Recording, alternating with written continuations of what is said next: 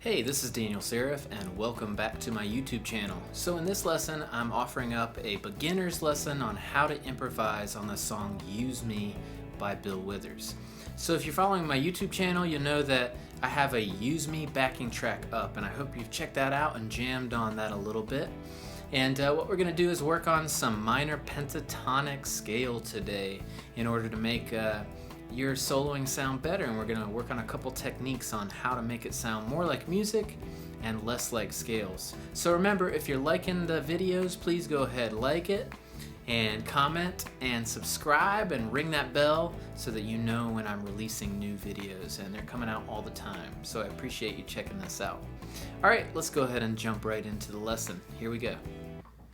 Alright, so first of all, if you're taking this lesson, I want to make sure that you know how to play the minor pentatonic scale box shape 1. So it's on the screen for you, but I'll play through it. And what I have here is we're going to play it at the 12th fret.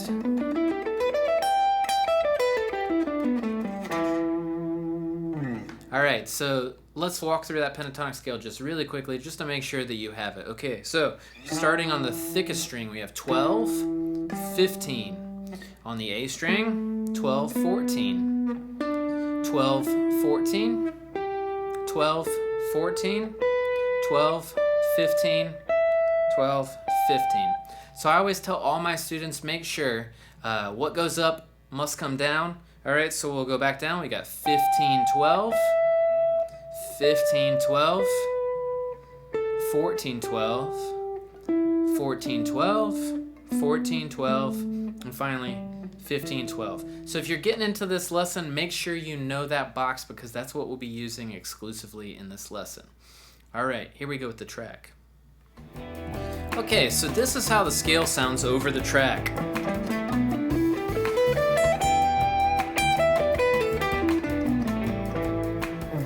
Now, when you play the scale like that, it doesn't sound much like music, right? And so a lot of times we get stuck in kind of learning a scale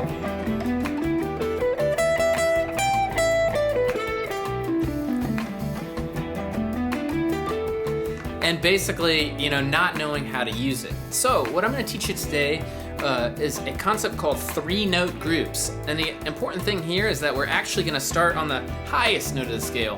Why is that? Because a lot of times guitar players get stuck in starting on the fat strings, and these strings don't necessarily sound that great when we use them in a solo context, right? It sounds kind of, if we spend all our time down there, it doesn't sound very good. Alright, so here's what we're going to do. We're starting at the 15th fret here, and we're going to walk down in what I call note groups, okay? So we're basically going to walk down in sets of 3. Let me show you, and then I'll walk you through it. So it sounds like this.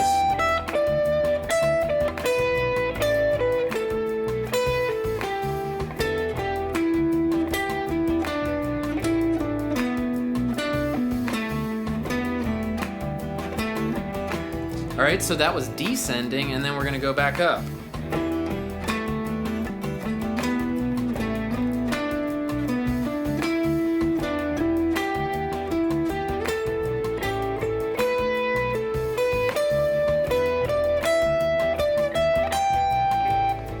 Alright, so why is that cool? Well, that's cool because what it does is it starts to break up the scale into smaller little melodic pieces. Rather than kind of seeing the whole thing as this big piece, you get these smaller little chunks that sound like music. Okay, let me walk you through this. Alright, we're starting on the highest note, so go down 2 notes. So we play. Alright, so we just ended up playing 3 notes, right? Alright, and then we're going to go back up 1. Play 3 again. So far we have.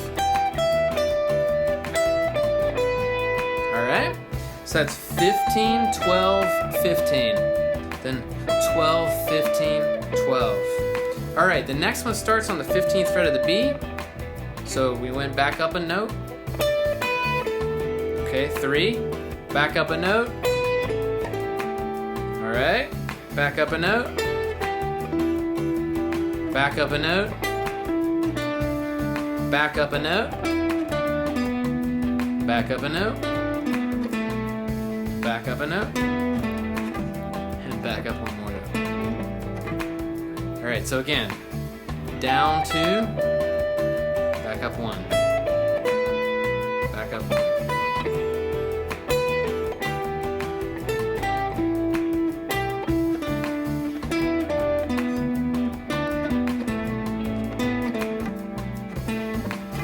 Now, the beautiful thing is if you don't have it, I've got tabs that you can check out, so don't worry about it. We're good to go. So you can go ahead and check out those tabs below. They're available for you. All right, so let's go ascending now. So we just did the descending, let's do ascending. So we're starting on the lowest note of the scale, which is on the thickest string, right? Okay, we're gonna go up 2. All right, then we're gonna go back down 1. And up 2 again. Yep, back down. Back down. Back down. Back down. Back down.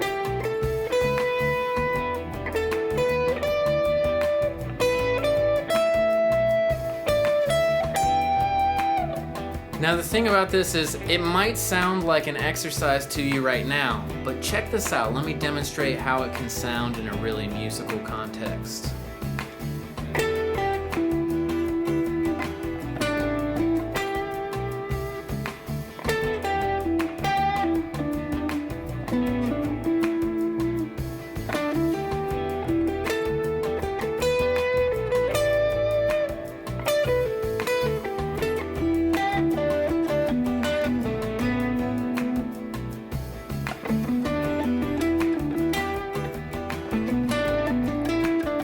Repetition is always your friend.